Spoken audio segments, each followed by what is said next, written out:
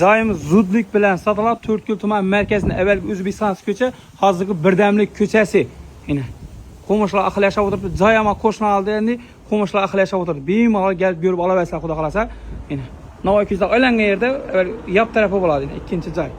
Bemalol kelib ko'rib olasizlar, 3-2 bayna. Bir gazdan suyetli muammo yo'q. Bemalol telefon tavanglar, xudo xolasa narxini eldin aytib o'taman. Narxi $44,000 aytilib turibdi. Qaytib beramiz. Chinakam olaman deb kelsanglar, qaytib beramiz. Ozgina kosmetika remont etib berasizlar, xudo xolasa bilasizlar, remontni qanchalik sursanglar ketaveradi. Lekin ozgina kosmetika remont etib bersanglar, yashab ketaverasizlar. Pasa nomer qoldiraman, yer maydoni 4 sotik bo'ladi. Umumiy yer maydoni dokument 100% toza, notariusda sanamanglar pulni. Gortdan shaharning ichidan joy qilib turgan yaqinlaringizga tashlab qo'yasizlar, srochniy.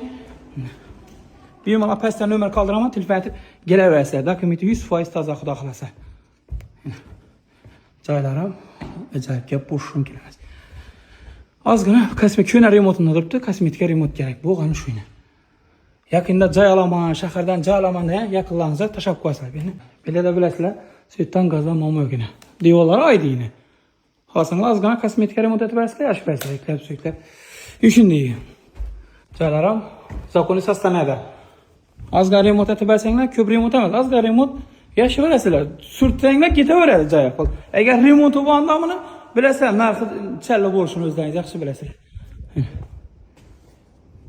Chorvaqda o'tirgan topchani, supasi, hojatxonasi, to'qxonasi, menda boniya narsa bayna. Sharoiti bor, bemalol boniy narsadan bo'ladi menda. Boniy kuxniya sharoiti bor.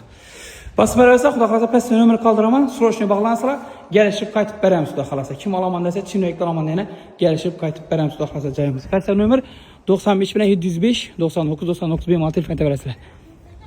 Orientara bog'ib bog'yap уже, bu tarafı Navoiy ko'chasi. To'rtko'l tuman markazi belli.